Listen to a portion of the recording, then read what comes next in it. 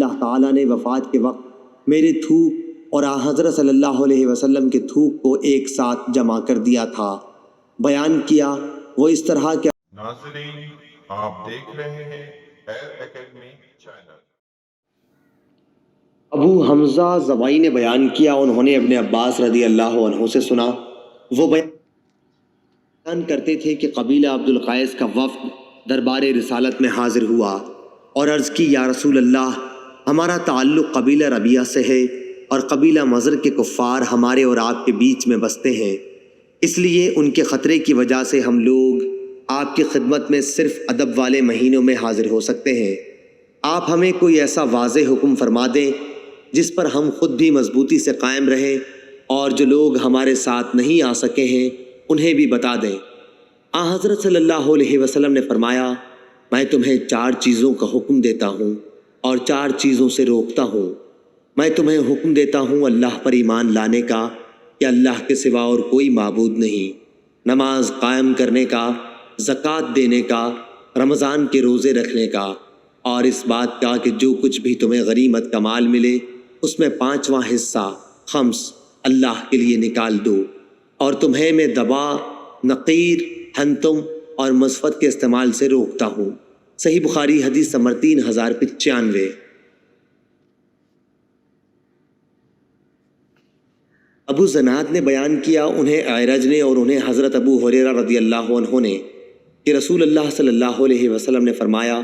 میرے وارث میرے بعد 1 دینار بھی نہ بانٹیں، میرا ترکہ تقسیم نہ کریں،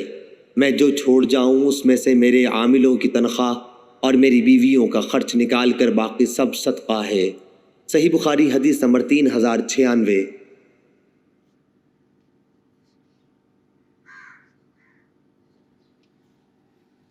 عبداللہ بن ابی شیبہ نے بیان کیا، کہا ہم سے ابو اسامہ نے، کہا ہم سے ہشام بن عروہ نے، ان سے ان کے والد نے بیان کیا، ان سے عائشہ نے بیان کیا کہ جب رسول کریم صلی اللہ علیہ وسلم کی وفات ہوئی تو میرے گھر میں آدھے وسق جو کے سوا جو ایک طاق میں رکھے ہوئے تھے اور کوئی چیز ایسی نہیں تھی جو کسی جگر والے جاندار کی خوراک بن سکتی۔ میں اسی میں سے کھاتی رہی اور بہت دن گزر گئے، پھر میں نے اس میں سے ناپ کر نکالنا شروع کیا تو وہ جلدی ختم ہو گئے۔ صحیح بخاری حدیث نمبر 3097۔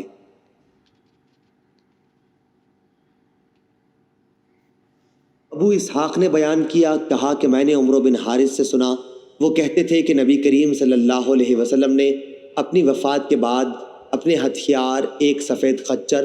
اور 1 زمین جسے آپ خود صدقہ کر گئے تھے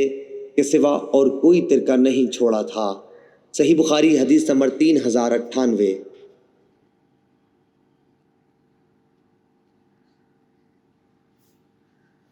معمر اور یونس نے خبر دی، ان سے زہری نے بیان کیا، انہیں عبید اللہ بن عبداللہ بن عتبہ بن مسعود نے خبر دی کہ نبی کریم صلی اللہ علیہ وسلم کی زوجہ مطہرہ عائشہ رضی اللہ عنہا نے بیان کیا کہ مرض الوفات میں جب نبی کریم صلی اللہ علیہ وسلم کا مرض بہت بڑھ گیا تو آپ نے سب بیویوں سے اس کی اجازت چاہی کہ مرض کے دن آپ میرے گھر میں گزاریں، اس کی اجازت آپ کو مل گئی تھی۔ صحیح بخاری حدیث نمبر 3099۔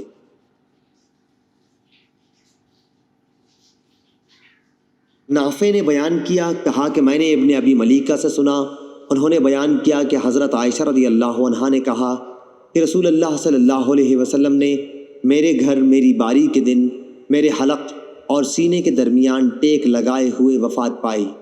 اللہ تعالیٰ نے وفات کے وقت میرے تھوک اور حضرت صلی اللہ علیہ وسلم کے تھوک کو ایک ساتھ جمع کر دیا تھا۔ بیان کیا وہ اس طرح کہ عبد الرحمن حضرت عائشہ رضی اللہ عنہا کے بھائی مسواک لیے ہوئے اندر آئے، آپ صلی اللہ علیہ وسلم اسے چبا نہ سکے، اس لیے میں نے اسے اپنے ہاتھ میں لے لیا اور میں نے اسے چبانے کے بعد وہ مسواک آپ کے دانتوں پر ملی۔ صحیح بخاری حدیث نمبر 3100۔